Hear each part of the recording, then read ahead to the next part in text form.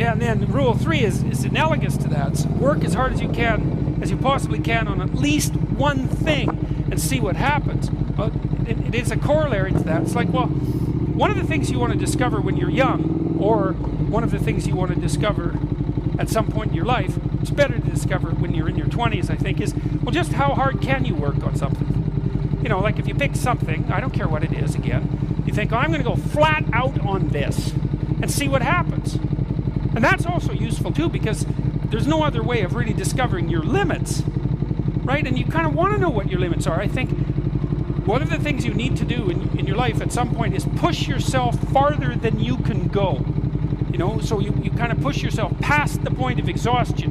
Think, oh, that's good. There's the point of exhaustion. Well, you can't stay there, because if you stay at the point of exhaustion for any length of time, well, then, you know, you'll degenerate, right? Because that's just too much.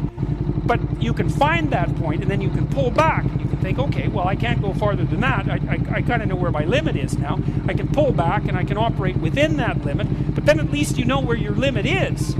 And that's an unbelievably useful thing to do as well. And the other thing, too, is like, well, how are you ever going to discover if you could possibly be successful at whatever you want to be successful at, unless you push yourself in at least one direction, right to your bloody limit?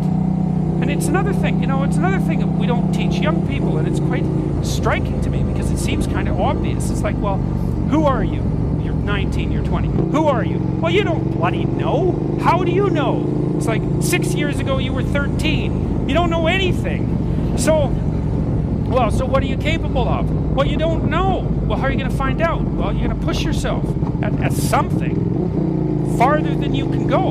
And then you have some sense of where your limits are. And you know, your limits are going to be, they're not going to be where you think they are, in all probability. Well, some of them will be a little closer than you want them to be, but a lot of them you'll be able to push yourself way farther than you think. And so that's an unbelievably useful thing to do.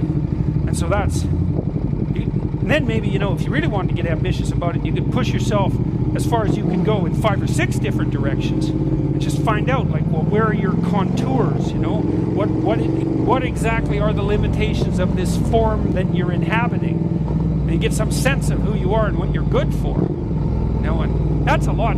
It's part of the reason why I'm not happy with this continual injunction in our society to have more self-esteem or to be happy. It's like, well, first of all, good luck with being happy. And, well, it's just not going to work out when you're not happy. You know, and things are going to come along that are going to make you not happy. And then if the whole purpose of being is to be happy and you're not happy, then as soon as you're suffering, you're done, because you got nothing.